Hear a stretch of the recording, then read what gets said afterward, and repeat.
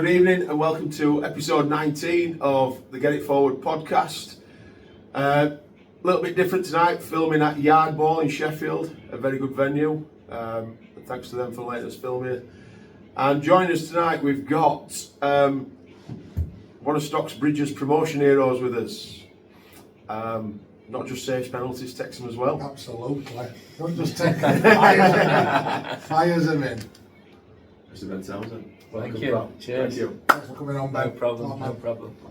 You know, yeah, I know you're still riding Cresta away with this, so it's going to be a fun one tonight because I know we might rattle through your previous clubs to get to Saturday's game, mate. And obviously we will come on to that because we've just been discussing it obviously off camera, and phenomenal achievement, mate, and congratulations to the football club, to you guys as players, to the management team, and we'll come on to that later on, just what it's meant to you. And even Graham Furness. Yeah, absolutely. Yeah, everybody behind the scenes, because top football club that does things right way. And, phenomenal weekend for you, I'm sure. But as always, mate, we always like to strip it back and see where it all started for you. Love it game and your sort of your time in football, where it all started for you. Yeah, so it started really going to watch my old man, as I'm sure many people have said. Yeah. He used to be a goalkeeper as well. Say Randy Townsend then? No, he used to be a goalkeeper as well. It reminds me of that all the time. Or I were better than you.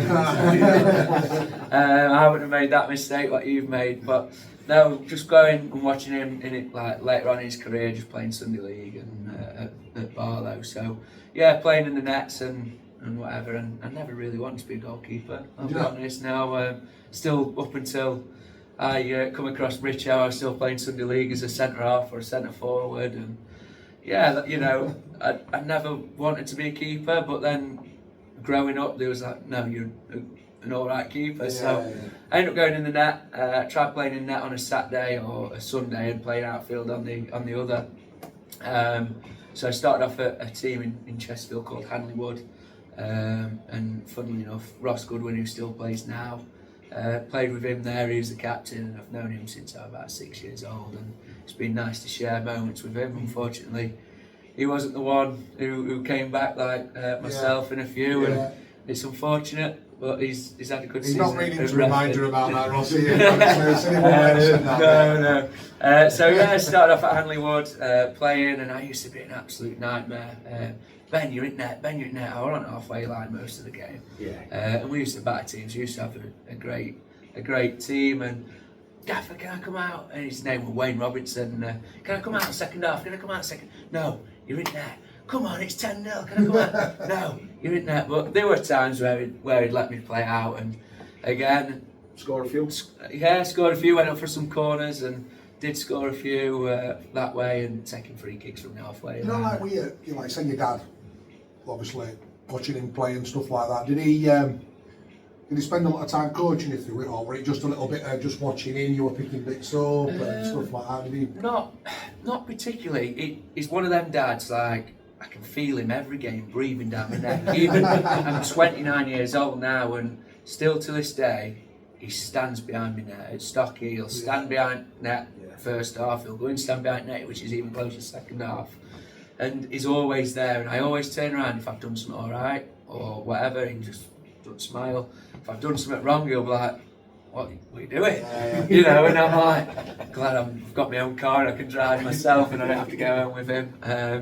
But no, and like I say, with my dad for the last 2 months of this season, he's come on board to help out. Pete's been injured, and that's my dad, so that makes I came to the last couple of years. That will be dad, and it's been nice to go full circle. Obviously, he used to warm me up as an under 7, and he's finished warming me up for a playoff winning season, and yeah, it's gone full circle. He's doing alright, hasn't he? Yeah, he's doing alright. He got a medal out of it, and he's loved it, and I could tell You did tell him that he just saved all 5. You can tell he's loved it, because he even missed the Sheffield United game, last home game of the season, to come to Dunstan away, and he didn't get himself till 2:30 because he was taxiing lads around. It was a top decision by. Yeah, good decision, and he's got a medal. He celebrated. I've had some pictures what'll well, they mean everything, and they'll last forever, and I'm getting goosebumps talking. They're great, aren't they? Because they're like, we've said about dads before, and parents in general, and like you said, we've had a lot of guests on them. We've all experienced same.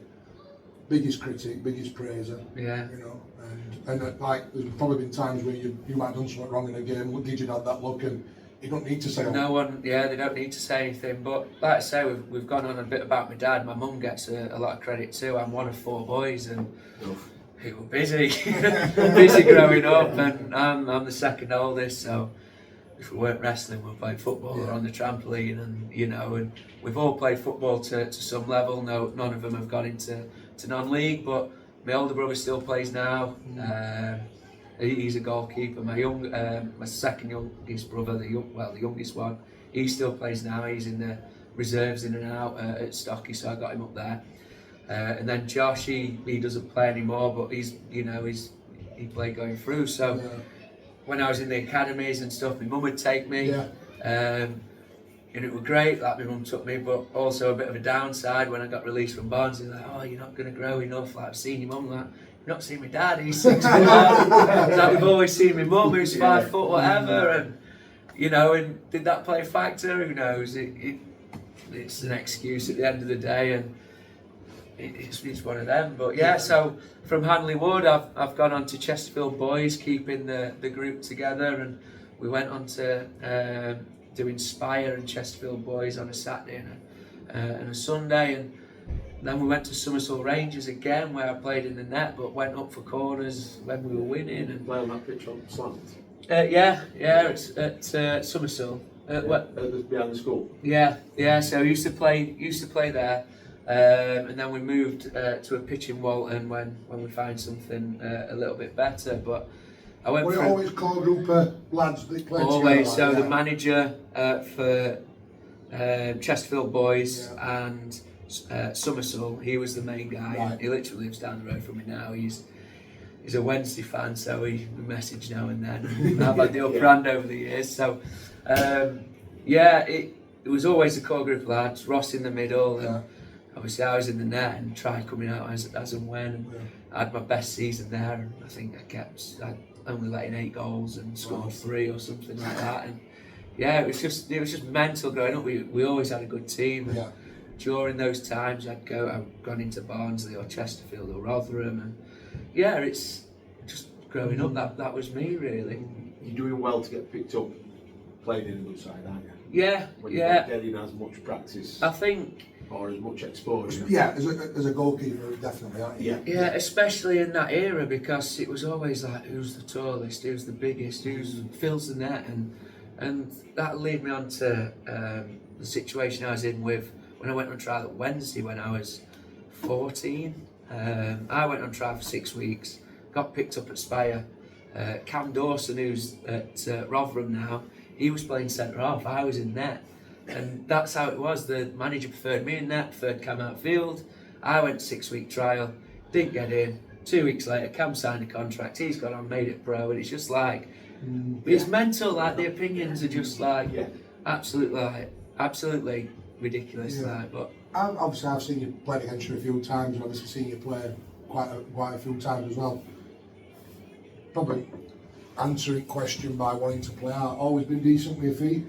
Yeah, and comfortable with coming back to you and stuff like that, aren't you? So and that's my excuse for playing outfield on a Sunday. I like to stay sharp, I like to stay fit. I'm not someone to go, I'll just work on my hands. I want to play outfield in training. Richo don't tend to allow it. He's like, no, get over there with me. I'm like, come on, I just want to play in like the circle, just want to work on my feet. But I've had this conversation with a couple of lads, and it's like, if I was coming through in this era, would I have had a better opportunity? As a player who can play with his feet and who likes to be on the front foot, I think I probably would have. Like in the era I came up in, and it was all who's 6'5", who's and that's the way it went. But now a lot less crosses, a lot less more technical. It was so strange because like when I watched you in your playoff semi-final, both keepers were excellent on deck. Preston really good. He can boom it. It sort of stuck out to me that just how much trust both back lines had in the keepers. Yeah. Like, you know, they were not. I mean, back when sort of we played, there'd have been clear fence, wouldn't it? Yeah, stick it for a corner or a And I don't throw know in. if that's maybe states at The old pitches school or whatever, of but make sure you roll it back wide. wide at net. Just because we don't trust him like that. That seems to have done a little bit like you're saying, so it's... It has, and like I say, the pitch at Stock has been brilliant, but there is the odd bobble and the sandpit in the goal mouth, and we're still trusted with it, you know. We might give Richo an heart attack at times, but yeah, we're still trusted, and I demand it, and that's the thing. But yeah, I do feel like I'm good with my feet, and that's why I try and play out as and when I It can. comes across like that, definitely. When I've got older and I'm feeling a little bit more leggy on a Sunday morning, and since I've had a little one as well, and Missus don't really let me play on Sundays, that's it. You Saturdays all day, and that's it. So take full advantage of the Saturday, and I get in at 9 o'clock, and that's that. So yeah. There's another one up there, so that's definitely. Oh, is there? That is done, yeah. That's it done. Yeah, it is definitely. And I think obviously it tends to go that way, doesn't it? Evolve the net, so as kids come along. Yeah. Like you said, Saturdays then I'm having a few after that. That's it. So Saturday she thinks it goes to penalty shootout every week. He's got a good record. She's been saying he's got a good record. 42 penalty shootouts they've won. And they're away in Newcastle. We've had 60 games up in Newcastle. Yeah, like 42 games away in league. So do you know when you said you got released by Wednesday, is that when you went to Barnsley from there then for a trial? No, so I was at Barnsley for 2 years, so it would have been under 13s, under 14s. Right. Left Barnsley, went to Rotherham for a year. Got released there, and both reasons were the same. He's good technically, but we're not sure he's going to grow into the keeper which we want him to grow into. So after Rotherham, not getting a scholar, even though I was training with the scholars and playing a few games with them and not getting anything, I ended up going to the exit trials, and they were brilliant, like, amazing. So went to the exit trials. After Barnsley I went to Rotherham. After Barnsley I went to Wednesday. After Wednesday I went to Rotherham. Didn't get a scholar. Exit trials. Went for a week trial at Kilmarnock, and that's a long way. But then again, it did me head in because the excuse was, we've not got the funding for him. I'm like, why give me a trial? Your mum took you to that one? My mum took me to that one, So she were committed to driving my mum it. took me to that one. She stayed in a hotel around the corner. I stayed in the new complex at Kilmarnock, and did really well. They was like, you've done amazing, you've done really well, but we haven't got funding to house you. And I'm like, you've wasted my time. You knew where I was going from in the first place. Yeah. You've wasted my time. But luckily, while I was out there, Duncan Ferguson rang my mum from the exit trials, and he had a company called VSI, which is Vision Pro Sports Institute. And it was the same concept of Glenn Hoddle and what he did, but he did the under 21s. So they were setting it up. They offered us this trial in a university down south. There were like 400 people there, 80 to 90 goalkeepers. Got through that, ended up going for a week in La Manga. Got through another 40 goalkeepers to the last 4 goalkeepers, and that were it. I had a 2-year contract. So I was living in Spain for a year at 16 till I was 17. Then 17 to 18 I moved to Lisbon and played there for a year. And the issue from there was they put a lot of money into us. It was asking clubs for a lot of money to sign us out of a contract. So no one actually signed for anybody, but they went on trials. And again, the high issue was I was due to go to Stoke. The keeper coach who knew Paul Simpson, who won the World Cup with the under-20s with England, he was my manager at the time. He knew the goalkeeper coach. Look, we've got a technically gifted player, really athletic. Do you want him on trial? Yeah, love him on trial. Love what we see. Pack my bags, going on trial. Brilliant. Get a phone call. Can you send us his BMI, his height, and he's not 6'5". Cancel the flight. So at that point, I'm just like, I'm done. I'm done. What can I do? I'm just thinking 2 years in sub to Stoke. Yeah, I know. Yeah. Cold night in Stoke, but. What do you think of La Manga? Best place I've ever been. We literally stayed on the golf resort in the villas and the apartments there, and it was one of the best years of my life. Staying with all the lads, and one of my roommates, Adam Nagy, he plays for Hungary. Hungarian lad. He's played for Bristol. He's in Italy at the moment at Spezia. He was one of my roommates and got on really well with him, and just a top lad. Like, I never thought he'd do what he's done, but he has, and that all happened after he didn't have a contract over his head. So yeah, it was good, a great experience, and then it comes on to the non-league. I mean, like, what it just, this contract that you got, this 2-year deal sort of thing that you got, were you just playing local football in these countries then, or were it like a little bit like... Yeah, so we played in like the Sunday League version of Portugal, and we was honestly battering teams. It were kids who had been like released from academies, and they hand-picked the best players from like your Chelseas and your QPRs, and like one from Liverpool and Sunderland, and we had so many good players. It was Spanish, Portuguese, Hungarian, English, and it was like just a great mix, and it was unreal. It was really, really good. And again, we battered teams, and then because we were battering teams, we got friendlies against a few Spanish teams, but we weren't high up Spanish teams. When we moved to Portugal, on the other hand, we were playing Benfica, we were playing Sporting, we played Porto, we played Victor Guimarães, we were playing all the teams like that, and great experiences. We stayed over at Porto's training complex, we stayed at Sporting's, we played against Benfica, and then went and watched Benfica against Barcelona in the Champions League, and it was just like 17-year-old. We've just got free tickets, and we've been paid to live here. Mental. Just going back to what you were then said about playing out with his feet then. Playing continental style football. Makes a lot more sense now. Of course. You'll have a lot of time to perfect the... playing on some good surfaces as well. Good surfaces, and it were immaculate out there when we played against them big teams. And again, I've had some good experiences, and like if I could go back and they said, would you want to go out and do a 2-year scholarship in Spain or a 2-year scholarship in England, I'd be on that plane. Actually, how did you find it living away from home in that way? Absolutely fine. Like he was away from his dad critique. Only I'm asking because the other people we've had on have found it difficult living away from home, haven't they, when they've done the pro time and stuff like that. You know, I don't think we've had anybody on who said I enjoyed living away from home. Like, they've all done a commute, haven't they? And Benno were living in Barnsley, and he wouldn't live in Bradford, but he'd come back on train and stuff like that. No, I was fine, and I literally took it like under my wing, just. And I think it does help being a keeper and being a bit of an idiot and like different mentality. I was a bit of a fun man, a bit of a joker, and that got me through everything, and it kept everyone's spirits high. And there was people who were homesick who did go home for a few days and got a few flights. I'm like, that's long, that. I'm like, why am I going to queue up in an airport? Or why am I going to get a flight to then drive home to then come back in 3 days? I'm just enjoying it. I Skyped them, they were alright, My mum might have something different to say, and my brother... she probably will do, but I think the fact that...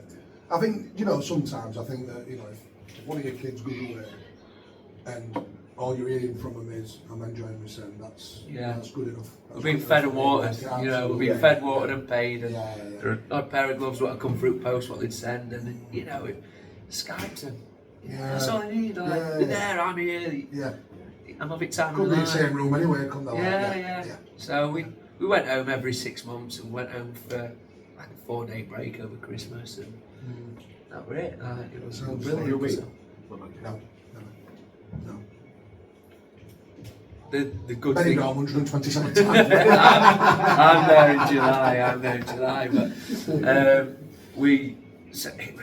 surreal moments again in La Manga. We walked down to breakfast and it was like, I know him, Kenny Dalglish out there, the Scotland squad, and it's like Scotland used to go out and train there, so we'd be training on bottom. You can't train on main pitch today, like you're down on bottom pitch, which was still immaculate, just on stadium pitch where Scotland, and was like, we'd train and we'd have a look over and whatever, and it was just unbelievable. Like me and a few lads. This is where I was going with. So we went with United. We were there, and Kenny Dalglish, Pat Jennings. Gordon Strachan, they were all there golfing, Yeah. so all together and stuff. Strachan and Dalglish have got a villa together, haven't they? Yeah, even to the point where the physio was doing some fitness work, James Wallace. Gordon Strachan's just like made his way up to the pitch, having a conversation with the physio. Said, so what you up to these days? And he's gone, yeah, I'm Scotland manager. Class. I'll only be a 6 Yeah. months a year. Yeah. And I go back for 6 months. Yeah. I'm Scotland manager. Well, that's it. Like me and four lads went out and played golf. It were expensive to play golf in higher league clubs, so we only did it a couple of times. But we're on this par 3 we've played, and there was someone on his own bike like teeing off. Like, oh, we'll let him through. Let him through. Pinged it. Comes onto the green, lands up. Great shot. Oh, good shot. Comes over. It's Gordon Strachan. He went, hey mate, and he knew who he was. He was like, oh, you're part of the VSI group, because we had mentors when we was there. So we had Ian Wright as one of our main mentors. We had Mark Hughes, who used to come out. We had Stephen Warnock, who used to come out. Sean Wright Phillips, and there were loads of others. And we had managers from Mark Lillis to Bobby Davison to Paul Simpson. There were good people involved, but it just never really took off, and they couldn't get the funding. But But he knew. they knew who he was. He was like, oh, you do carry on, keep going, just dig in. And we had a conversation on par 3 for about a good 20 minutes, and right nice bloke. And it was like, after we all looked at each other, went, fucking hell, did that just happen? Like, Yeah, did it happen? Gordon Strachan You spent 10 minutes with us. Yeah, and it would means a lot to him. yeah, A young lad. Yeah. And Yeah. it were good, so yeah, great experience. I'm just looking around now to see if he's on any of these walls. As soon as He's on it. Strachan. Rush. So then, come on. Non-league journey starts. Not quite. Got offered a 4-year scholarship in America, 80% paid for, which is decent. And then my mate, again Ross, I've spent a lot of my time with Ross. I was best man a few years back, and he was like, I'm going to go to America and do the coaching side of it. And I was like, do I want to go and play abroad? Do I want to go to uni? I was like, I'm not academic, I'm a keeper, man. Like, it's not for me. Like. Yeah. So I was like, right, I'm just going to go 4 months, I'll go and coach. And I came back and I got offered to stay a little bit longer to coach a team. And I was like, no, I'm done. Like, been away for 2 years, plus 4 months. I come back and then that was it. Yeah, non-league. And I did go into an education programme at Ilkeston. Right. And that team there was probably one of the most successful teams in regards to lads going places. So I had the likes of Shay Adams, I had Ray Simmons, who went to Chesterfield to be Munich lad, I had Callum Chettle, who else? Kieran Wallace in there? Kieran Wallace was in there, yeah. And then just the lads who... Ricketts have been up front, big. Ricketts were up front, Yeah. So there were a few of us who'd go in Handful. and train with the first team, and being a keeper, like, you did get asked to go in more and be the second choice. And Ricketts just putting you back in net. He's like, this is not league, this. Like, I did the 3rd year scholar, whereas the lads were on to the 1st and 2nd year. But they allowed me in, and yeah, a good experience travelling for a year. And I was on the bench quite a few times and travelled with the first team a lot. Would have been about 2009, 2010 around that time. Probably a little bit later on, I think. Right. Yeah, a bit later on. Kev Wilson with the gaffer. Yeah, with, I can remember playing Shay Adams. yeah, Forster Kasky was the Yes. assistant. Yeah. Cozzy were playing, and he was our coach as well for the young lads. And Rob Coslock. Rob Coslock, and I still follow him on Instagram now. There's the odd message now and again, and he's the best bloke in football. Like, we went to Magaluf, and as a group of scholars went to Magaluf, and it was a great trip. And we were allowed a couple of nights out, and Cozzy weren't meant to be there, and he got said under no circumstances can you come. You cannot come. Get to airport, oh, Cozzy's not here. Get to Magaluf, and Cozzy's there, hey up lads, alright. And we were just like, Kev's like, oh my god. Anyway, he's got a room in the same hotel, and we had a night out. We trained, and we're all old enough, went out. Right, 12 o'clock, curfew. you're in. 12 o'clock. Right, we go out, come back in at 12. Boom. Now, what's that? Cos is there with big sunglasses off at Lucky Man. Lads, you're on bottom floor. Get out. So we're like, Rob Coswick, I used to watch Rob Coswick play for Sheffield. Rob Coswick's telling me to go out. I'm going out. So anyway, there were me and about eight, nine lads. We went out. There were Chets and Shay. We all went out, jumped over. Anyway, all three comes. We're like, we best go back here. We best go back. 4 comes. We're like, we've really got to go back. So anyway, we've gone back, a few of us, and some lads have stayed out. And we're out now. We're going to get bollocks. We're going to get bollocks. We're out now because it's like, oh, you this, you that. What you doing? We're like, Cosy, come on, you doing? Right, go back. Anyway, sneaking across landing. Kev Wilson's there in his towel. They're like, get in there now. I'll see you in the morning. Oh my God, what has happened here? Go down to breakfast. Cosy's not there, and some of the lads are not there. We're like, he stands up. Wilson, Kev, he goes, right. I hope you've enjoyed your breakfast. Those lads who were out last night, stay here. I'm like, cause he just walks down in his sunglasses. He's like, you can get out. He's like, oh, what's up, Gaffer? What's happened? Like, cause what do we say here? He's like, you've got to stay, lads. He went, I thought you were going to back us up. He went, nah, I seen you, you've got to stay. So we've stayed. He went, you're on next flight home. I'm like, Cosy, like, we've got to tell parents we've got to pay for the flight home. He went, he don't mean it. I'll speak to him in a minute. How did he say you were going home? We were going home. He said, he went, right, phone your parents, tell me we've got to get the next flight home. We're like, shit, we let him down. Whatever. Anyway, we ended up staying. Didn't play Minute Light, but we ended up staying. And Cosy were just like, I told you you'd be alright, stick with me, lads. Anyway, we were down at the beach next day, a bit hungover, and he's like, come down to the beach in swim shorts and text him off. He's got these leopard prints budgie smugglers. There's a video on my Instagram playing frisbee on the beach. He went, throw it over there, there's a big group over there. He dives over him, the budgie smugglers. Went, throw it over there, he just hits him on the head and he's got blood gashing down his head. Heads this frisbee and there's blood going everywhere. We're like, again, like another good experience that I've been like with ex-pros and people who've done it and going abroad and experiencing that. And we were away for 2 weeks and it was top class, like really. I always like makes me laugh at the Warnock documentary when he comes in with red and white boots on, doesn't he? And he says, "Shall I take there's them off?" going to be good player to wear them because he went, shall I take them off then? yeah. But again, like, Morgan used to speak about him all the time.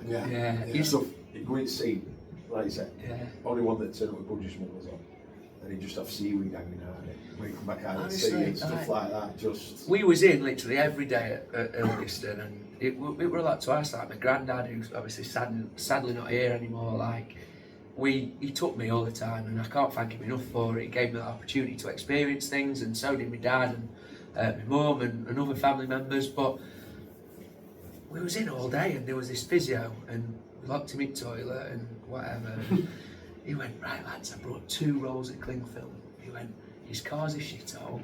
Let's bounce it. So he bounced it next to this other car, which were another one at coaches, one at education people. He went, Tad, you get under the car, pass it to me. There were lads wrapping car. He's like, fucking 2 big rolls of cling film, wrapped up car, and it like did not move. And we were like, and he went like, who's done that? Right, get in my office. Who's done that? Because it weren't me, lad. You better get in there. That's what he's doing. Yeah, and, you know. It's like stuff like that. It makes sort of it makes how important it's been like that period of time, isn't it, from your football? Because you need characters like that, don't you? And you hear it on podcasts, like obviously this one and others, and you're just like washing boots, cleaning boots, and you can't go in that dressing room, you can't go in this dressing room, and you can't do this, you can't, like, oh, why are you showing your pants on, get them off, you know what I mean? He's gone out the game. Like, characters. It's just so reserved. It's so reserved, and me experience that I think I'm probably the last group of people the year group to really experience.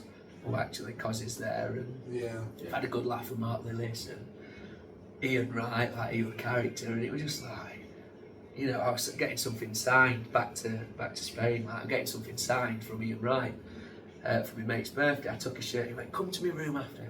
Come to my room. Bear in mind, we're like 17, whatever. Come to his room.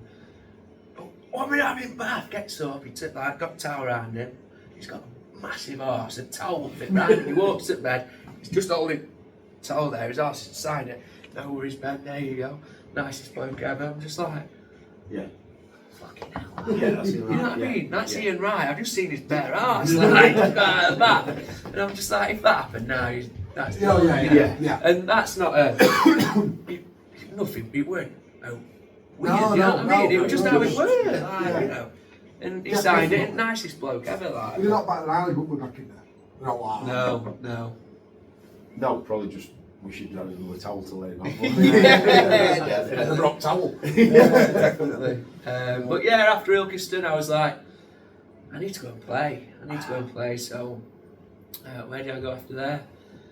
I was going to go to Rainworth with Julian Watts, but then Heanor came in. So I went to Heanor in between Staveley. I made a couple of appearances for Staveley when I with Neil Cluxton, and he gave me a chance in non-league as well. But then I went back and played a few for Staveley at 17, and played a few under Jas Colliver again. And before I went to America, that was, and went to America, lost my shirt to Butty, and no complaints with that. What a top keeper.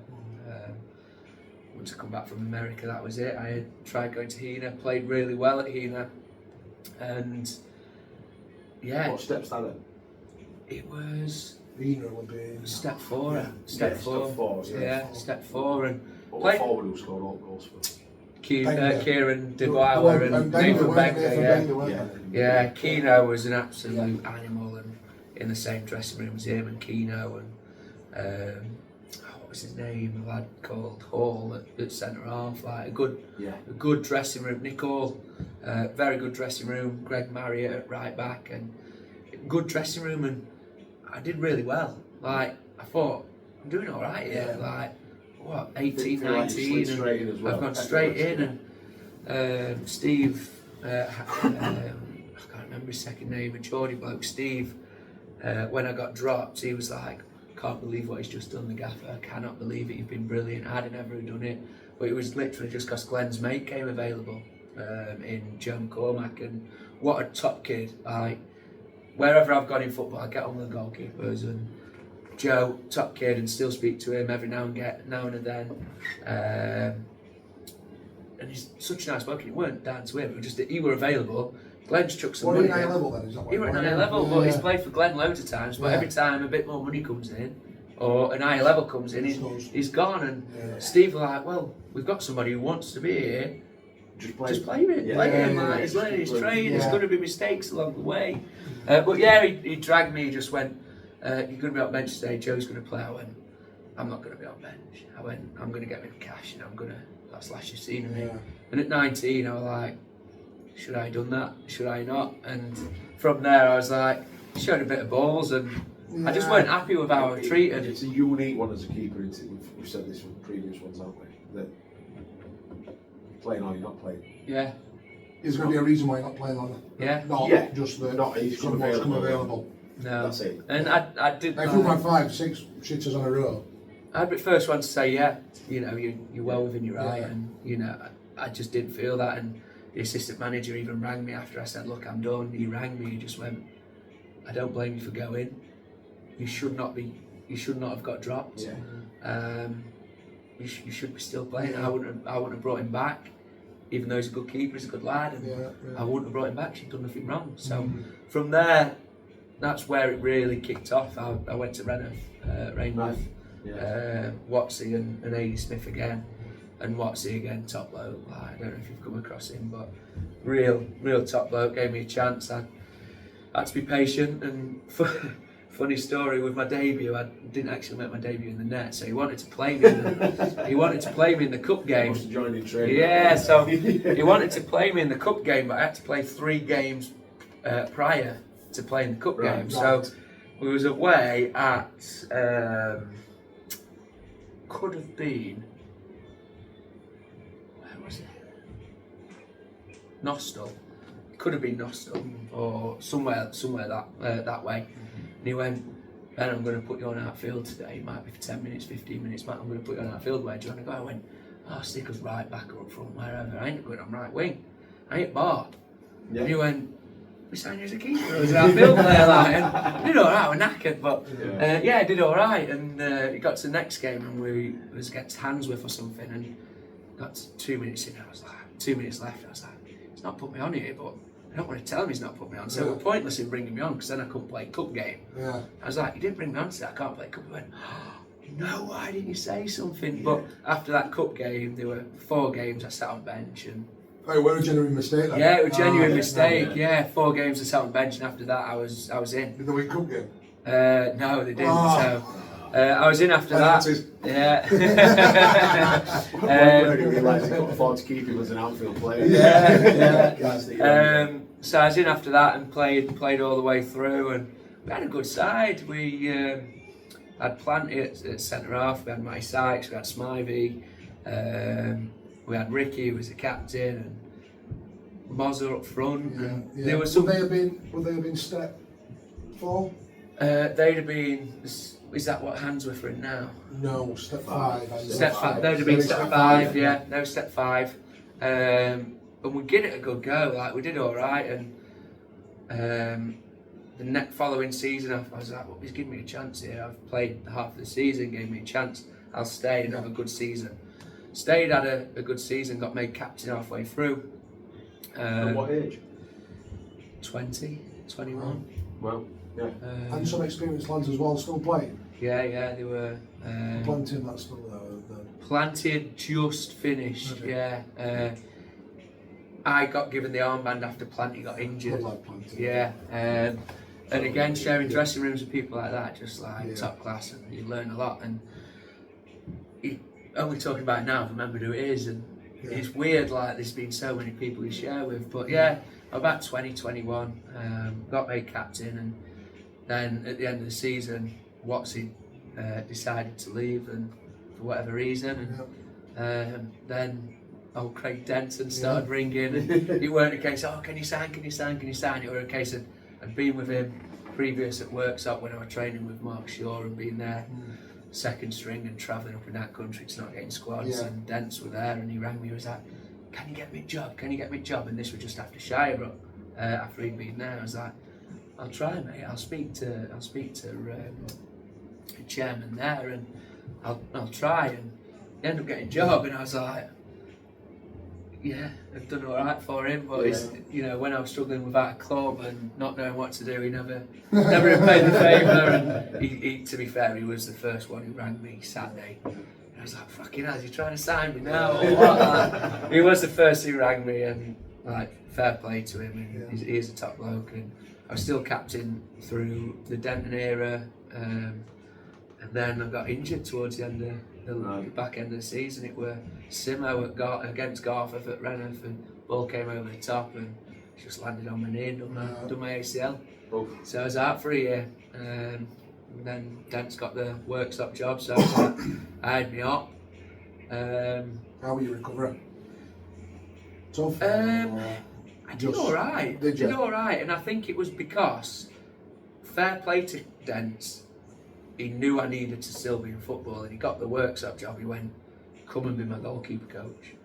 So at what, 24-ish probably, 25, I was a goalkeeper coach for a year.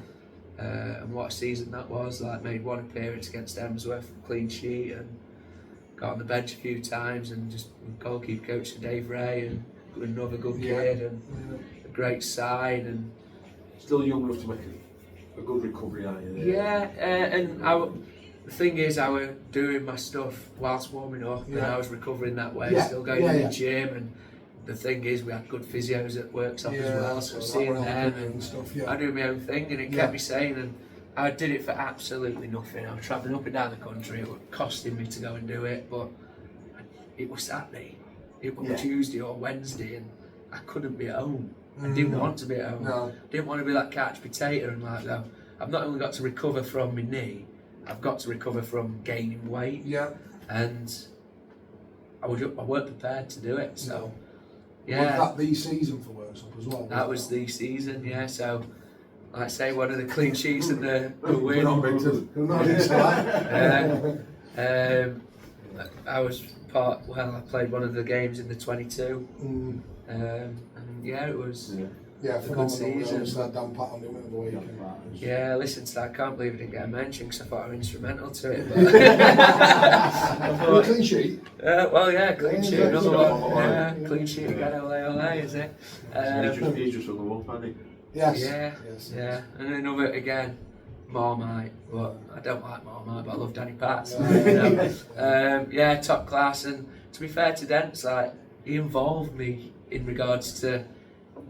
I had a T-shirt made by one of the fans at the end of the season when we went up, and it was just a picture of me and Dents, and it just said on it the mole.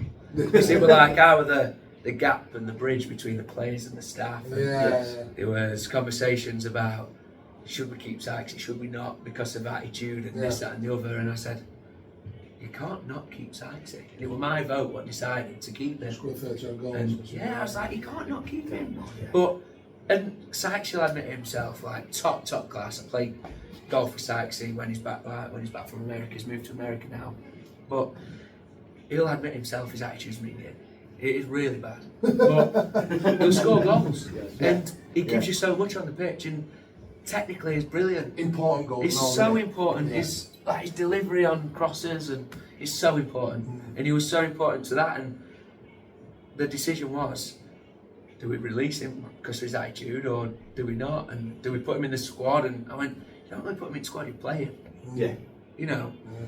And he did get me involved, and it gave me a sense of feeling and belonging. And fair play to Dents. Like, people do have some things to say about him and whatever. He's annoying. He likes to get the best teams, and I'll tell him that himself. Like, he is annoying. He rings people all the time just to get the best team and for himself, you know, and it just proves that he does that because he is a winner. You look what he's won, you look what he's done. Can't argue with that. No, absolutely not. But again, a lot of credit does go to Paul. Yes, we have. It was under a few weeks. Sure, I'll give you another mention. Yeah, hopefully. But then it come to, they'd obviously gone then up with it. Evo stick one way, or what Evo stick then, or what it back into this pitching in, wasn't it? It were into the pitching in, it was into the pitching in. And are you fully fit by this time? I'm fully fit, I'm raring to go. I'm disappointed not to play in the cup final because I played the weekend before and Dave were away. I was like, I've kept a clean sheet, let me play. Obviously Dave played the whole season and he said, look, I want you to stay, I want you to be number 2, I want you to challenge Dave Ray. And I was like, that's not where I'm at in my career. I need to go and play. I had a very good offer from AFC Mansfield at the time. Big decision or one that you'd made anyway?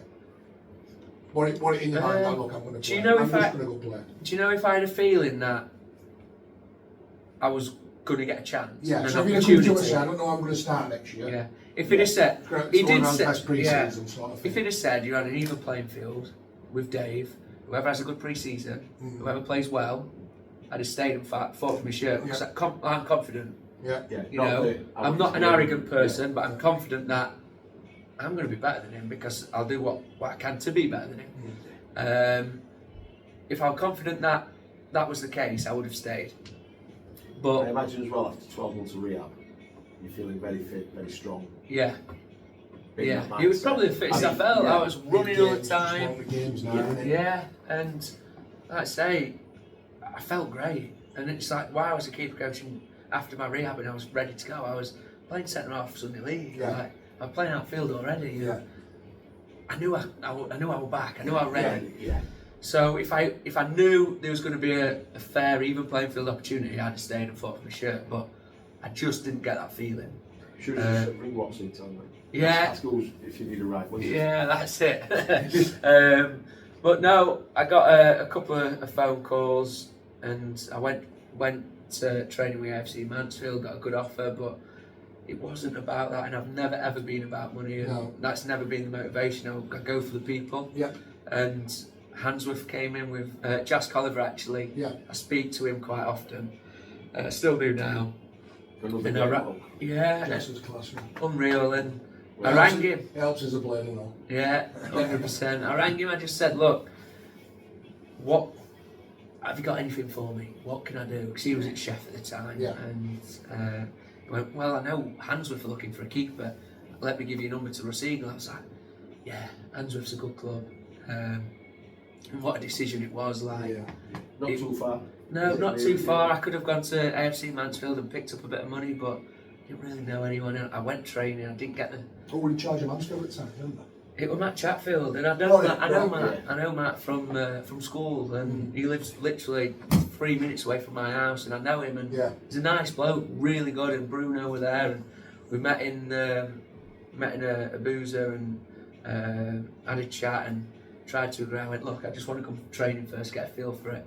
And I just didn't get the feeling. Right. I knew. First impressions are always. And it wasn't anything to do with Matt or Bruno. It was just like, it's going to be a tough slog. This. It's going to be a tough slog. And I don't even think it was for them. Like they did well, and they ended up pumping more into it. And reality, you just don't know. But for me at the time, when Russ rang, I went and watched a friendly, and then I played a couple of games. And I was like, yeah, you know what? I enjoyed that. I'll take the little bit of money what I'm on. I just want to play, and what a club. They were playing at Sandy Lane at the time as well. Yeah, I got a good feel, and obviously I heard a lot of good stuff about Russ, and I'll be honest, like he'll say himself, we didn't see eye to eye because I'm a strong character, he's a strong character, and the more I got comfortable, I just don't think he liked keepers. Like there'd be things he'd say, and I'd answer back, and there was a time in pre-season where he's like saying, you've got to be saving that. I said, half, and that's not me, but I was like, he's disrespecting my position, but he weren't. He was just like trying to better. And he went, right, you'll never play for me again. Next week I'm playing, and it was no disrespect to each other. We just didn't probably at the time just too far. But then I've played for us, so I know. Yeah, and we've got their Alfie with us, haven't we? Yeah. He's absolute polar opposite. Yeah, Exactly. 100%. Alfie, like quietest lad ever, and Ross is just like on you all the time. I'm just like, what have I come into? But I enjoyed it as well, and the people at Handsworth were top class. Wardy and Holmesy, like brilliant, and just had a good season with them. And who was in that change room? at the time, there were Ricky Paler. Yeah. There was obviously Alfie, brought Alfie in. I remember more the second season under Spa, really. Yeah. That time's gone blank, so it was just like an exciting time. Sam signed there. Fuchsy were there, Toots were there, yeah. And again, two top class players and top class lads. Fuchsy, Sam Smith, Toots. It was just brilliant. Like, it was a good changing room. Yeah. Good lads. And we did all right. And even then, like, what would I be? I'd probably be. Oscar wouldn't have been there, were he, Oscar Bradford? No, that was it. I came in after Oscar. Yeah. I can't remember it. He made Ricky. There were an influx of some good lads, weren't there? Yeah, and it was like swapping and yeah. changing all the time, and like I say, I can't remember, and it's no disrespect to him. It just a period of my career where I remember fondly because it got me back, but I don't remember who it was with. I think I was just that buzzing to be back, and again, I made my debut, and Russ wasn't there, and it was against Worksop in a friendly, and Spa was the assistant gaffer, and Spa knew me, and I was captain on my debut, and that was at 25, and from there I was vice captain, and then the captain left. I can't remember who the captain was. He left, and I ended up being captain under Russ, and to start the next season I was captain again. So people must be seeing something in you then, Ben. Is it just your character in changing room? Is it is it what you like on the pitch? Is it I don't whether I've got it or not. Yeah. Like, it doesn't bother me. Like I'm me. Yeah. I don't change whether I've got it on. I don't change whether I've not. And like listening to Patos, he was like, it ruined him for 6 games. Yeah. Like. Yeah, he did.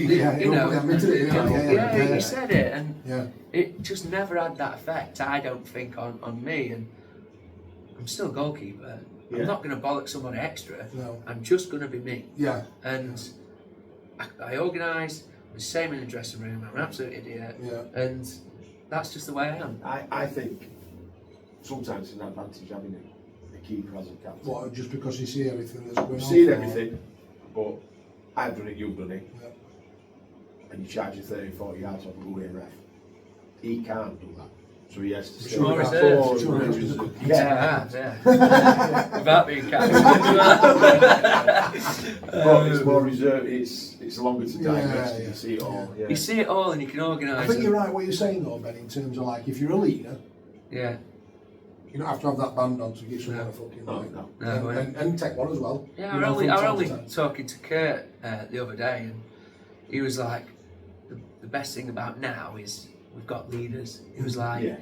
he was talking to Richard, and he went, I said to him, we've got Towns, we've got Lemo, we've got TC, we've got the two Elliot Owen, who's even a young lad, and he was just like, we've got leaders, and we know that you don't need an armband, you don't need this, you don't need that, you don't need the leadership group or whatever. Yeah, we don't just need it. men will get We it. just Yeah. like Go with. we're literally lads who want to win and win at all costs, Yeah, and that absolutely. is it. Yeah. All of a similar age. No, Elliot Owen's 1920, Right. Tinks is 22, 23, and then me, Kurt, Deeks, and Lemo's a bit older. Just go back to, TC, you know, like you were saying about that last age group to ever come through as like proper, that's that age group. that age group Yeah. that's Character building. It's character like building, you know, yeah. Kurt were in the year above me at Barnsley, and you know he'd experienced that. Yeah. And Yeah. Deeks and people like that. Deeks, bloody hell, we take the mick out of him now. We were playing with Kaka in Orlando, for Orlando City, and you're like, "I ain't playing with us, mate. Welcome, like, you know." But yeah, it's just. Yeah, it's a good feeling that people trust you with it. Of course, yeah. But then equally, like you've just said, you think it's a good thing, but not everybody's opinion is that. No. So it's like I was captain all the way through pre-season under Spow, Doddo and Louis, and we played Penistone first game of the season, and I ended up having a bit of a scuffle with Ryan. Johnson. No, centre forward. Oh, Kieran. Ryan. Yeah. And that was the anger Start inside. at top end then. Yeah.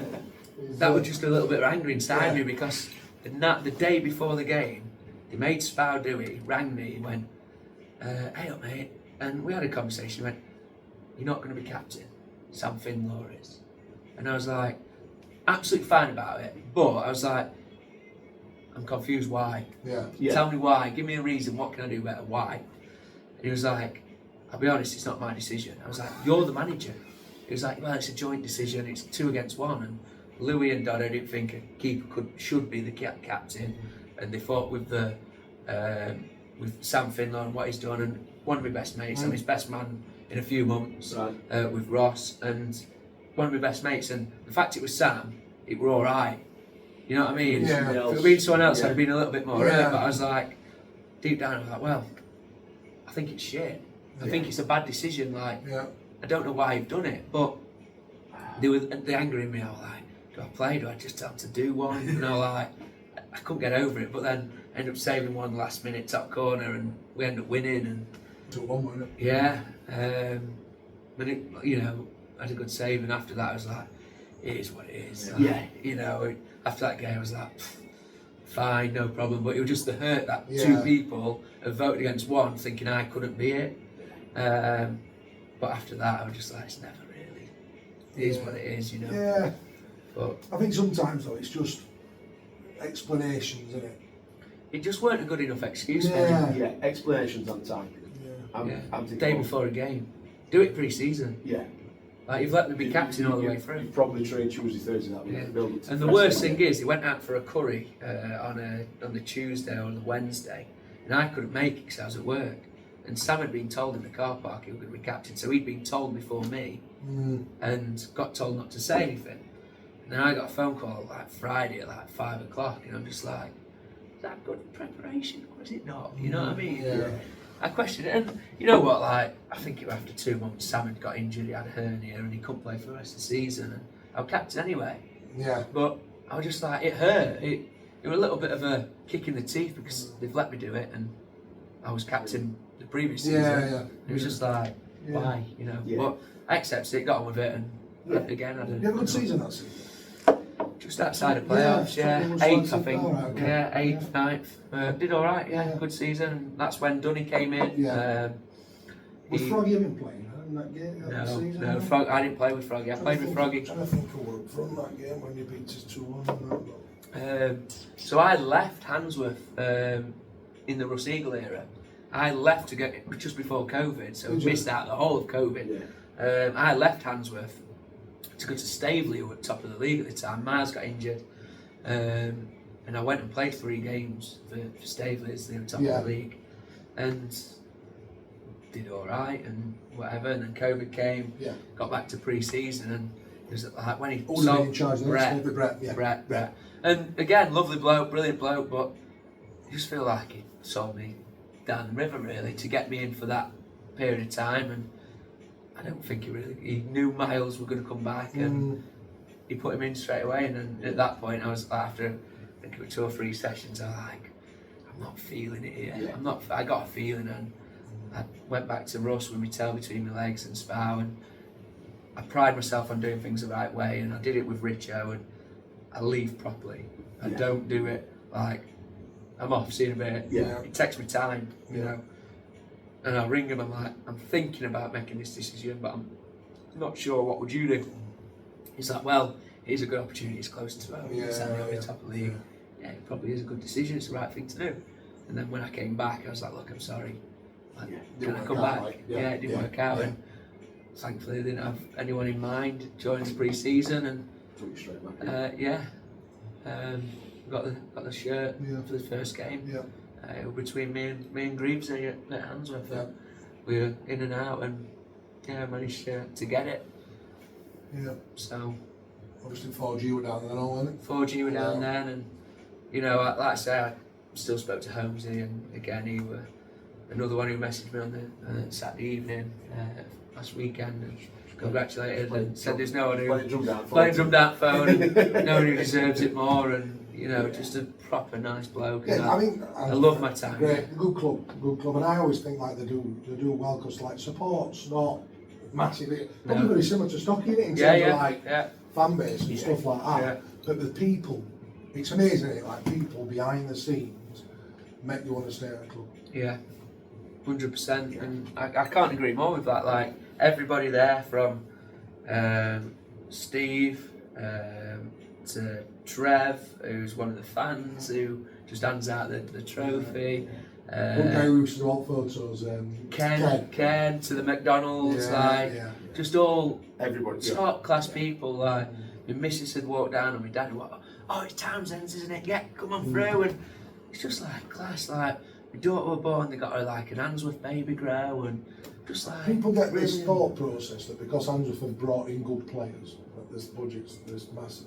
Nah. I mean, I'm good mates with Warden, I know it's not. But the mindset of people is, if they've signed X, Y and Z, they're paying some rent money, they've got to go up this season, they've got to go up. It's not really like that, is it? Like, you know, so it's just the feel of the people, isn't it, that you people sign for. What I will say about the club, so we played at Anston when we were under 13s, and I know Jason, then Matt who's the 12s manager, so I spoke to him, he says, oh, playing North Gorman, Joe Thorne's team, so I thought, I'll nip in for a pint.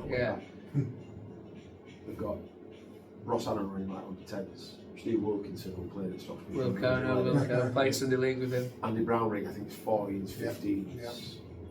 Colin Grove's in the 12s, and they've got good people. Ryan France doing girls. They've got good people doing the ages who's got proper footballing backgrounds. Pete Lunsky's used to do some girls football. I can't remember. But they've got not Stuart, Ryan. Yeah. Football orientated people who've been there, done well, and I think by having them in 10 years time, the junior section progressing into reserves. Like this catchment area in that part of Sheffield. There's some of the good players that's come from around that area. And from genuine, from top to bottom, like, do you know what I love to see is the kids from under 7s to the first team, they're all in the same kit. Yeah, everybody's like amazing. Like, I've got a coaching business at the moment, and we deliver sessions to 6ers, and then we put them in teams, and they're all in the same kit. And it's, if you don't want to be in the same kit, as a manager, go and find another team. Yeah. And it's like we're open to all ages and abilities, and we're not hand picking, but I pride myself in making sure they're all got the same kit. Yeah. Same as Handsworth. We're going to Macron, there's no choice about it.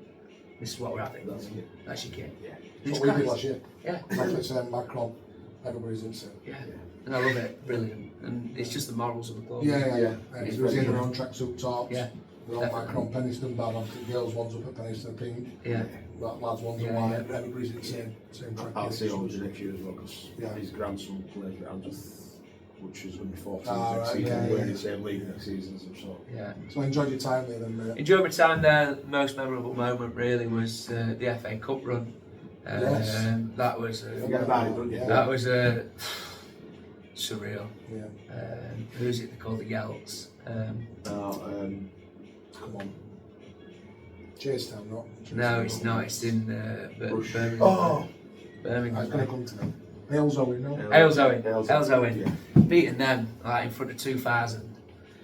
Oh my God! Sam Smith scoring from halfway line. It was like, what is happening? Yeah.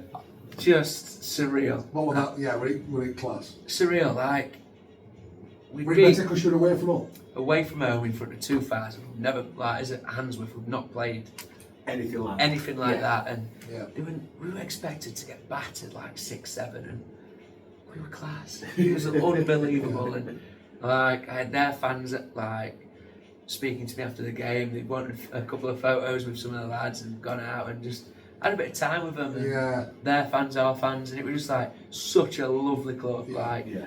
from their end, like gave us the respect, applauded us off the pitch, and that shows how much we gave. And it weren't just a fluke. Like it wasn't just a fluke result. We did really well. Who did you beat then in that run? Coventry. Yes.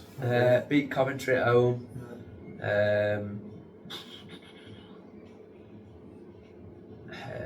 Stocky, we beat Stocky, and that was the end of Hills. Yeah. There was one more before we went to Hales Owen. I don't even know who got beat by. It's again a blur. But it was just unreal. Yeah, it's just that I think what was it, 1 or 2 away from first round? Yeah. It was like mental. Yeah, people don't understand you've probably gone 5, 6. 6 before. Right. Yeah, 6 before. It's So- like a professional club wins that, they're in 5 aren't they? Yeah, Yeah. yeah. You know what I mean? It's Mental. Yeah. Really, Yeah. really good. a great fun club as well, like, you know. Yeah. What did a good following went we to Hales Owen? You remember? A couple hundred maybe, or not quite? Not quite. No. They were a bus full. Yeah. I was gutted really, because I was at my partner's grandparents' 60th wedding anniversary just round the corner. So I drove up a few days before Right. and stayed in this like, house thing. So all the lads came on the bus, went home on the bus with one. I'm like, so now I've got to go back to this party. Yeah, like, and it was alright, but Yeah. they was following it. So when I got back, there was beers and everything. And I was like, Yeah. let's go. And Yeah. they're not big football people, No, my partner's no. side, but they understood the magnitude of the game. So I told And them how before important it was to you how as well, important it yeah. was. And I was like, I'm missing this coach, don't you? It's going to be a right Oh, coach. bless today." Yeah. But yeah, they had beers. And it's what a result like, you know. And it was brilliant going back into it, and Yeah. you know, families, everything, you know. Yeah. Yes. To celebrate with them at that time was great. So, your next move from there were Stocky. Stocky. Yeah, Yeah. Stocky. There was a couple of times when I was at Handsworth, Hilts came in. Yeah. When Jacob Carney was meant to go back to United, Yeah. Hilts put 7 days in, and I was close to signing then. And then Jacob got made available again, and I ended up staying. Yeah. Made 98 appearances at Handsworth, and I made, before I left Handsworth, I made sure they had a keeper coming in before I left, Yeah. because I knew Stocky had Henry Hamshaw on loan. Yeah. So I was like, I'm not leaving until I know they're So, set. yeah. And then, yeah, came in. Who replaced? Who replaced me was, Not Dylan, was it? I think Miles came in. Miles. I think he came in for a bit, but they went through a number of keepers, Yeah. like in and out, swapping Yeah. and changing. You think you'd go back and finish them 2 appearances off and get to that 100 one day? We'll see one day. If Holmes is still there, I'll do it for Holmesy. But yeah, so went in, played my debut, saved a penalty on my debut, and won and And kicked he off signed from a few of your mates as well. Yeah, so obviously Ross was already there, he was captain. Yeah. Tucker, Chaz, they was there as well already, and they was in my ear all the time. And I've always wanted to go and play non-league with Ross, like, you know, my best mate. I'm feeling a bit sorry for Ross though, if you've got this wedding coming up, because I can see photos now, Sam Finlaw with playoff winners medal. Well, we won well. Yeah. Ben with playoff winners, and Tucker. obviously Tucker, and then Ross, bless him, they just missed out, didn't they? Yeah, just missed out. Chaz will have his relegation medal. But yeah, no, I do feel sorry for him, and we had a barbecue Monday with Ross and Tux and some of the lads and Sam and that. And they're a close bunch, aren't you? Yeah, very close. You know, Ross will be my best man next year. I think it's funny, like when there's some banter flying around on Twitter, isn't there? Like, class. Yeah, Chaz kills me. He He does, actually, he does. isn't he? Like, he'll kill me for this. Like, brilliant. He's like, oh, come on, just leave him. You know, that's Chaz. But me and Chaz have grown close over the years. Same with Tux. Me, Chaz, Tux, Sam, Ross. Just Lemo, just all Decent fellas. Yeah, good lads. Missus Yeah. get on well. And, you know, we went to Tucker's wedding in Marbella last year, and we was in a villa with Sam, his missus, Charlie, his missus, Ross, his missus, me and my missus. It's just like we do loads, you know. That's it. So, What did you think when you first went into Stockton as a club? Like, did you automatically feel a bit of a connection there, or did it take your time? Not really. I think saving a penalty helped. Pete being Pete helped.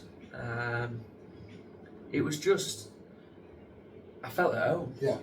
You walk into a place and you get a feel for it, and I spoke to Ross at length, and I spoke to Chaz at length, and what's it like? Am I making a mistake like I did it? Because I was dubious whether to go, because I made a mistake from leaving Handsworth and going to Staveley. And I was dubious. What's Richo like? And as soon as I spoke to him, and then as soon as I met Richo, I was like, he's the one for me, like, you know, and top class, like best 3 people I've ever met in football, like brilliant, and it's probably been the best decision in my life going. And my non-league career, it's been the best decision going and playing for Stocky. And I did feel at home straight away, and again, it helps being a bit of a joker and knowing lads already. I'm not there going in like, oh, gee, I need to just calm down a little bit because I don't know anybody. Like, I'm in.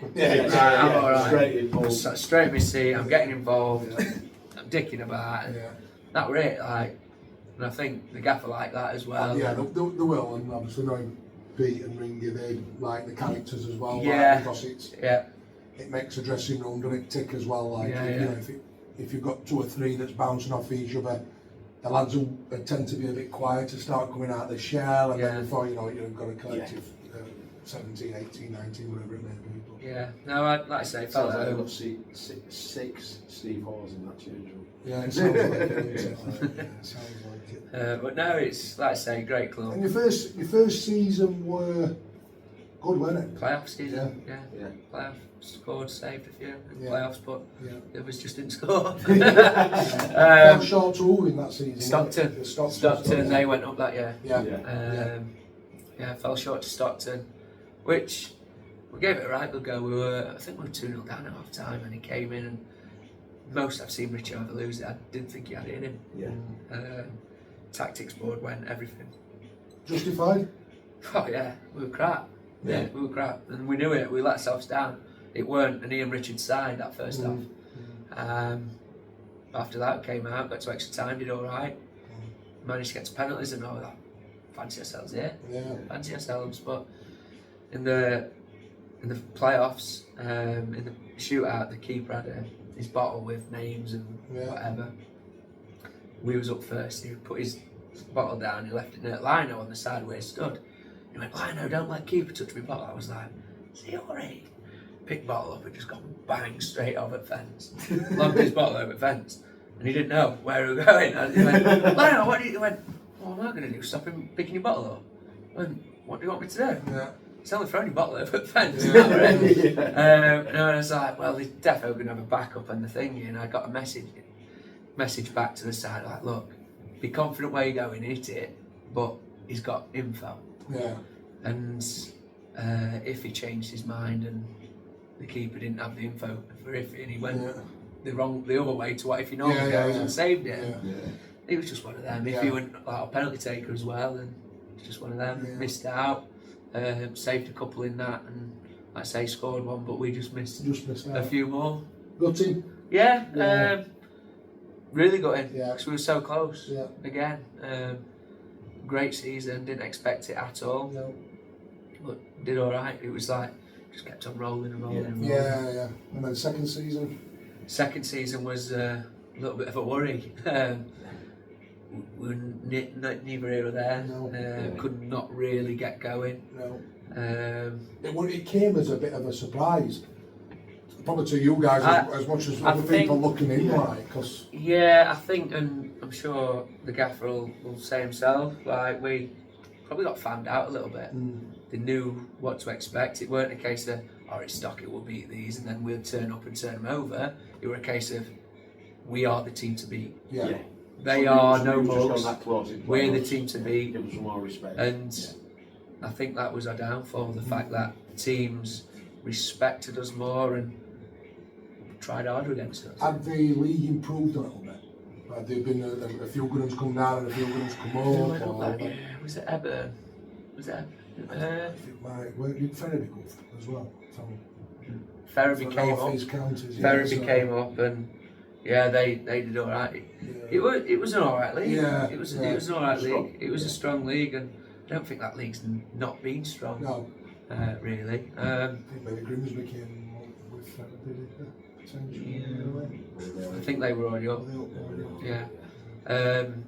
Sherwood, they came up, yeah. but they had a bit of a horror show this year, unfortunately. Because again, he's a nice bloke. Wayne messages me all the time, oh, what are you doing this year? You know, and he's just a genuine, he's a nice bloke. But yeah, a bit of a shocker, and it came as a bit of a shock, and that was that, really. Yeah. Had you lost many from like originals, shall we say, that Rich Howard? Because he obviously when Rich Howard he had a massive rebuild, didn't he?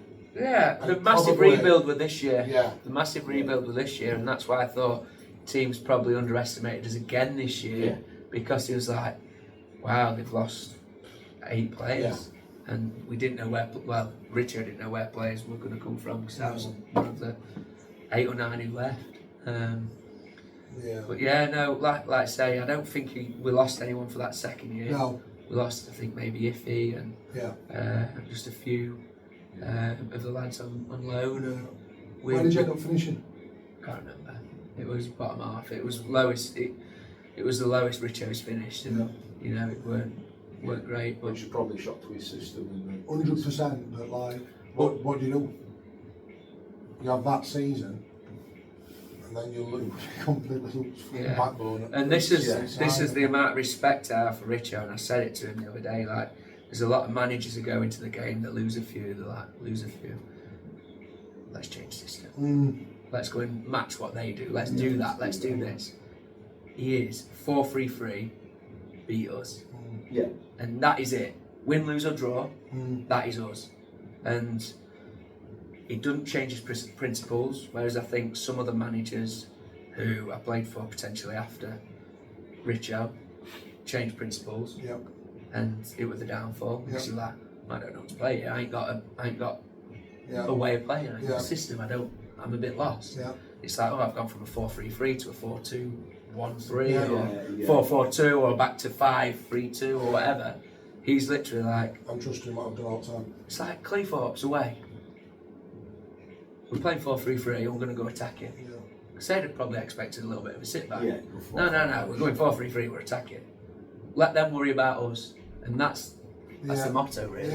They worry about us and that's it. Put them off their game. Yeah, definitely. And I've got so much time and respect for that. And even after the second season I was with him and coming back into it, it was like, nothing's changed. Brilliant. You know, so that was it, really. So after that second season, obviously an approach is coming, hasn't it? Yeah. For 4 of them, or 3 of them, wasn't it? 3. 3 of you. Yeah, 3 of us. It came out of nowhere, really. I played in a testimonial for Adam Yates. Did you? Played in that testimonial. I weren't meant to be playing, it was meant to be Jim, Pollard, he was meant to play. And then he couldn't because date got changed because of the weather, and he was in he was doing a marathon or a run or whatever, and played with Yatesy Sunday League. I And was he about went, to say, what another top player, by the way. Yes. Yatesy, top like class, yeah, top class lad as well. And Yeah. the only reason he asked me is because that season, me and him were playing centre half for our Sunday League team. So I was doing his running, he was just like doing whatever Yatesy does, and me and him were centre half there and got on all right. And he just went, "Oh, would you mind coming and helping out with?" Because dates have changed. We've lost Bill Barnes, we've lost Jim, and will you play? And he did very well, you know. And you're like, "Oh, it's a testimonial. What you're trying to." I'm like, "Well, you don't know who's watching. You know, you don't know." And to get football. as it happens that the assistant manager were playing on the opposite team. Right. So yeah, I just got chatting to him, played well, and from there, Gaz Davis, who were at Pro at Chelsea, centre half. I played Sunday League with him. He messaged me saying, "Would you be interested?" I've got Fozzie messaging me and whatever. And I was like, "Yeah, you know, I'm interested with a chat." I work in Matlock. Yeah. I live 20 minutes away from Matlock. I've got family who live in Matlock. It's a little step above. It's a bit of a no-brainer. Especially on the back of the Yeah, I was about to say. second season. Or do you know what? That never came into my mind. No? It genuinely never came into mind, and I found it so hard. I had about 3-4 conversations about Gaffer. I really don't want to leave, but would I be stupid to turn it down? Like, as a mate, what would you do? Like, I want your advice. Like, and again, same with Pete. It's a bit of a father figure as well. Like, what would you do? What do I do? And it took me a while. It did take me a while, and I didn't jump at the chance. And it was hard because I was leaving a good group of people to go to a club, which I didn't really know much about the manager. Obviously, Nicky had come in, and I'd heard things about Nicky and how he is, and I was like, am I ready for that again? And did it help that Tucker and Chaz were going potentially? Was that so obviously I got approached first. Yeah. Well, not obviously, but I got approached first, and then it was like, oh, what do you think of Tucker and Charlie? I was like, well, I can speak to them. And they came as well, and we all signed on the same day. And it felt all right. It felt like a good club. It felt it was good. It was good, and I was really excited for it. I was like, this is my chance here. Like, I can have a good season and do really well. And on the flip side, Stocky just felt like a domino effect, didn't it? Yeah. So because me, Tux and Chaz moved, Ross were like, well, I don't know car school. I've been here for 4 or 5 years. Was like, well, I'm going to start a family soon. And he said it before on elsewhere. He ended up going to Hallam for a lot more money. He went to Retford for a lot more money. And that were his motivation at that period of time. And fair play to him. He's got and then Ross went to Belper, didn't Ross he? went to Belper again, a lot more money. And then Richo brought Lano in, who were at Maltbeck season before.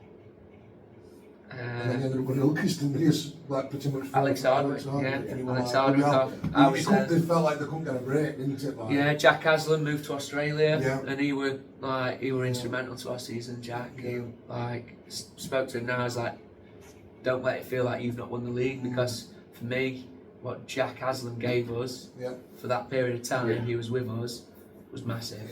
Like brilliant. Same with Alex Hardwick, massive.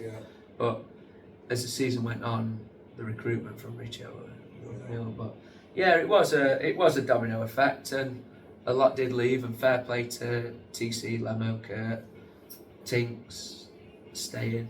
I think that were about it. You know, Alex Phillipson stayed, but didn't really get many minutes as the season came. But the recruitment's just been phenomenal from Richo. But yeah, like I say, at Matlock, it didn't really work out.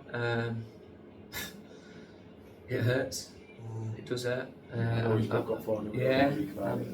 proud to have come back and achieved what we've achieved. And I'm grateful that it went how it did at Matlock, and it allowed me to come back. But how weird is the situation? The fact that we've took their spot. Mental. Absolutely crazy. I mean, poor Chaz. There's two lads. Well, poor Chaz, or is his pockets alright? Well, but it's not always like that. Genuinely, No. it's not always like that. And I just find that really strange. There was that transition of lads to Matlock, and then obviously a couple of lads came back, and then obviously there's that demise now, and you're playing a step higher.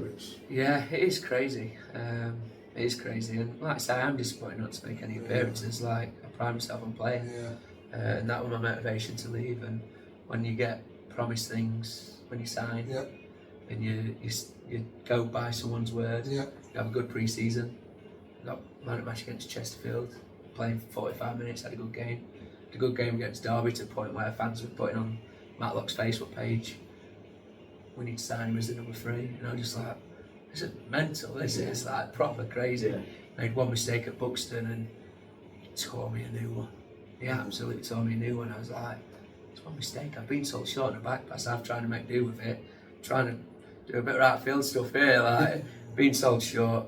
I've gone to take someone on, wouldn't set, so I've gone to take someone else, I've got tackled and they've scored.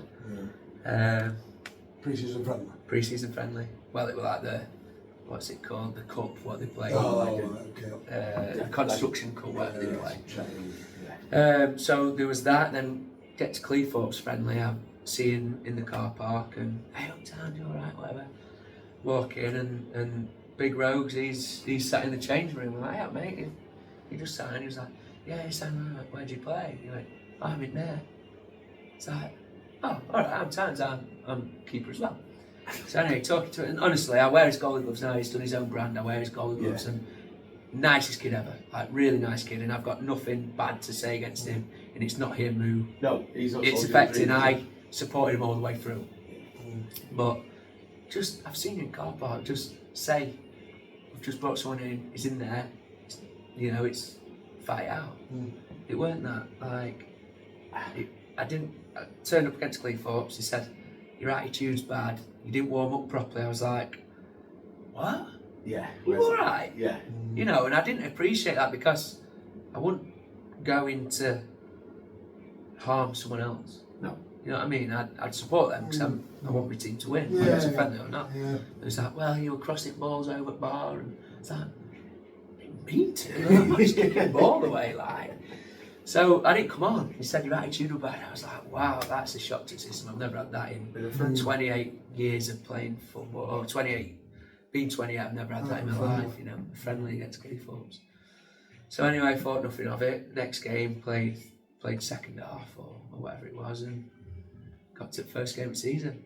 No chat, no nothing. Just turned up to team in Liverpool, and 2:20. Drags me out. We text 20 lads. Drags me out at change room. Gonna go with Rogan today. I was like, all right. What do I say? Yeah. Well. What do I say? So, weren't the right moment to ask. Didn't ask.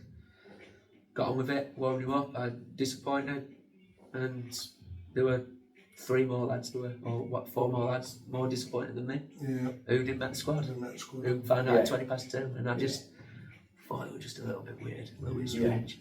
And it's not a dig at anybody, like, but it just, I weren't used to it. No. You know, and false promises, and just be honest. Like, Yeah. I'm honest with people. I expect people to be honest. I always think that I'll take that into what I'm doing now. That if you're honest and people think you're a bellend, then yeah. Like I say, a lot of people might think I'm a bellend for how I am, but I'll give you everything. Yeah. And I've gone from Richo to who speaks to everybody to these two who didn't say a word. And I spoke to him after a few weeks and like, why am I not playing? Yeah. Like, what were your decision? He went, well, we've been watching how you train and how you save shots. We think you dive backwards. I just went, what? Are you alright? Dive backwards? Like, I've never had that in my life. I was like, yeah, alright, no worries. And then they went on a bit of a run. They lost 4-0. Lost 8-0 to Worksop. It's 7-0. One of them turns around and says, are you ready for Saturday? You're going to be playing. You know, he doesn't look bothered. He's on loan. He doesn't look bothered. And I said this. I went, you don't really, before Rogan came in, I said, during the first chat, I went, you don't want somebody who's on loan. You want somebody who cares about the club, who's local, and who's going to give you everything.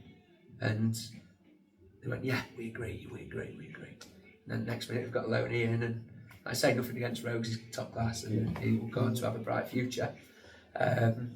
Let 7 in, he went, he don't care, he don't care. Make sure you're ready for Saturday. Turn up Saturday at Lancaster, 2:20. Don't bench dance. What? Rogan goes up and scores the equaliser. I'm like, well, I ran up pitch, celebrated Rogue, like, buzzing for him, really buzzing for him. But then after that, I got picked. I went, I'm done. I'm done. And I'd spoke to Richo, and it weren't about signing back. I just went, if I was available, would you have me? He was like, yeah, of course I would. And I just rang and said, look, I know I've got a year with an extension. Don't want anything. Rip it up. Yeah, I'm done. He was like, no, you'll get your chance. It's only because I've got to play for the first 8 games. Your chance is coming. I went, I'm done. You've had your chance, I'm done. Yeah. And then that's how it went. And then signed for Stocky, and a week later they get signed. And Briz and Sean Brisley again, another absolute diamond of a bloke. Like, I messaged him with a picture of me, took some Marswit trophy, and said, "Hey up, big Briz, we've done it. We've overtook him." And he was like, "Class lads, love it." But he messaged me when they got sacked and he knew we were getting interim. He went, "You'd have played. You'd have played." I went, "I've made the right decision at the time because I'm not really affected with mental health and stuff like that. I've got a lot of time for it. I've got a lot of respect for it, and I help people. But it doesn't affect me. But at that period of time, it affected my own life. I've fallen out with my missus. I weren't a proper dad. Like couldn't get going. And not bouncing. I weren't bouncing. I was still doing day-to-day things, and I never felt bad. But I weren't the family man what I am. You know what I mean? And I was like, I've got to get out. So when people said when he got sacked, I got loads of messages. "Oh, he's been sacked, you should have said." I went, no. Because at the time, it was the right decision for me. So I made the right decision, and just to prove it. I mean, let's just move onto that now, because still cloud nine. I know cloud nine. I mean, when did you start believing? Don't think I have yet. Don't think I have yet. It's sunk in, and it's just. I mean, the third were an unbelievable achievement in itself, mate. Yeah. Weren't it? Agree. Yeah. Playoffs would have been playoffs. 5th, 4th, 5th, 3rd. Because at one point there were a period where you were looking good, and then you had a couple of bad results. We were looking really good. We got in playoffs. We're all right here. We're all right. Lost 4 on bounce. Lost 4 on bounce. Then I think we won. We were speaking at times. 12 out of the last 14. They're not won again. Not won again. 4 games. 12 or 13 out of 14, 15 games. Something. Yeah. Like, and. Do you think it helped you getting that third? Not in much as obviously you slapped with the Dunstan win, but the semi-final being at home against Belper, I think you played them a couple of weeks. They probably was your only loss then. Yeah. You got 3-0 down there. We drew. I think we didn't. I don't think it were wins. I think we drew a couple. Drew a couple. Lost to Belper and we got battered. Really did get battered. I think that's what gave us the motivation in the semi-final to go. He's battered us. We need to turn up today. And Rawson, he'll admit it, he was their best player at their place. For us. But for us, when he played him in semis, we got into him and he went, "I'm on it. I'm on it." And he was top class. Oh my God, he was unreal. I thought he played one game before as well against him. I thought he was against 2 thick. He started bullying folk. He did really start bullying folk. You said that, didn't you? And I thought it was Taylor 2-9. Do you know, like, even till, let's say, the last day, and we was 3rd and there were 1 point in it, we could drop out if everyone won and we drew, and we was like, you had to go to Dunstan and win. Like, I think a draw would have just scraped us 5th. Just out because Newton drew. And if everybody won and we drew, we'd have been out of playoffs. It was mental. When you think we've been on that run. And you scored really early that game as well. Did you feel like you'd scored too early? We'd scored. They got a corner and Iggy and I think it was 2.5 minutes. Iggy and Elliot come back in for a corner. I went, "We've scored too early here, lads, haven't we?" And they went, "We've just got to see it out, lads. We've got to see it out." And Yeah, we did. We did see it out. And like I say, I was saying before, the motivation was Tommy came on and he won a tackle down their end in the last 2 minutes. He went, come on, because he knew a win got us in playoffs. Come on. And their lad, JJ, he went, we've put reserves out, we'll batter you in playoffs. Guess who makes penalty? Oh dear. JJ. Oh dear. Guess who scored winner? Tommy.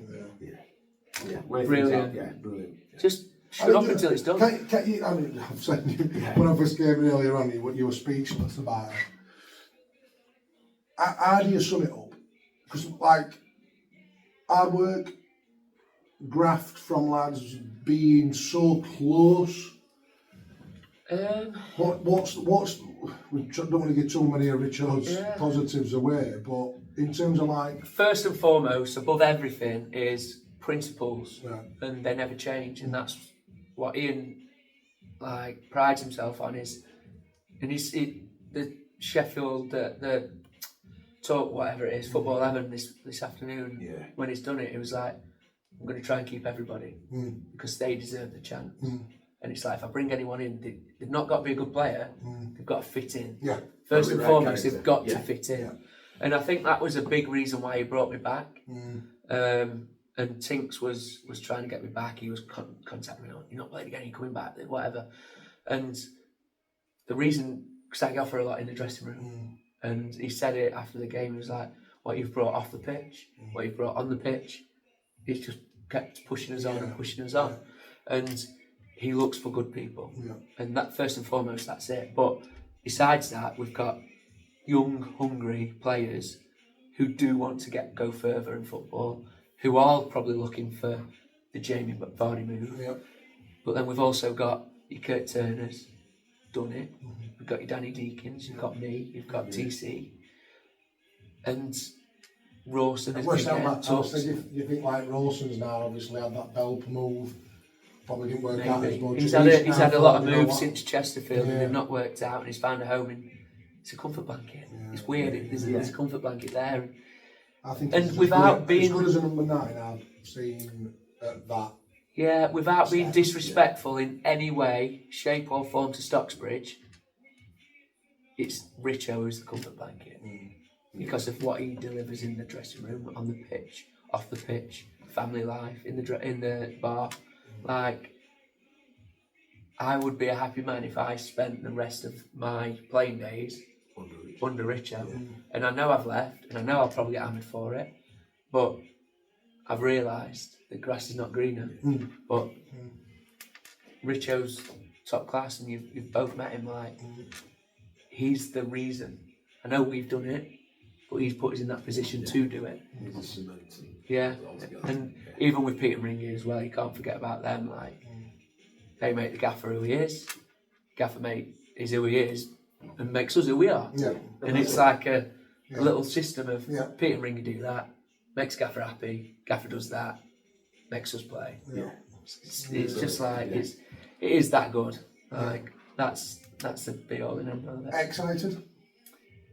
Yeah, I've seen the league. Seen the league. I've seen the league. What we've just come from. That's not going to be too easy as well. No, it's true. That's true. There's a lot of journeys in there. It's going to be less some travelling. good teams that have stayed down, unfortunately, in playoffs. And some good sides that have. Blythe Town, Spartans, Treks, and Matlock. Signing players already. Hallam are coming up. They'll not be shy. Silsden, good side. Blythe Spartans away. First or second weekend December would be a decent fixture, wouldn't it, for your Christmas dinner? That's not bad at all. Not bad at all for Newcastle. Just got to be excited about this group of players hopefully going into next season and giving it a shot. Do you know, seeing the first, I think it was 6-7 games of the season with Matlock and seeing the teams, like, I've said to lads, I went, be confident with it. You'll get a little bit more time on the ball, and who knows? Like, who knows what we can achieve again? Staying up's massive. Nobody will be shocked if we go down. Don't get me wrong, but staying up's massive. But with this group of players, you can, definitely. And you see clubs who go up and like that, right? We'll bin them 5 off. we'll bin that 6 off. But I have genuine faith the ones who want to stay, Richo will give the shot. Yeah. And that's it. Yeah. You know, and I am excited. I want to play in that. I want to play as high as I can. Yeah. And that's been my goal all the way through. And that was part of the motivation for Matlock. Yeah. The Matlock move, playing higher. Yeah. You know, you play football once, you work for your money. You know, and I know people have different thoughts and people do it for different reasons, and that's their reasons. My reason is I play to enjoy it. Yeah. Yeah. I play to get out of the house. Yeah. And you play with your mates. And I as play well, with mates. Yeah.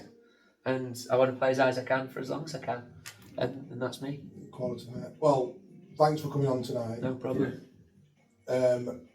Well done, mate, on a top season, I suppose, from where your mindset might have been first few weeks of the season. Yeah. To have that round your neck, mate, with a group of mates now, probably. Yeah. Not just a team, and a management team that you've obviously got utmost respect for. Well done. But above all, enjoy Marbella. Well, they're on 23 clean sheets in a record. Take it. Top man. Cheers. Well done, Thank mate. you. Thank you.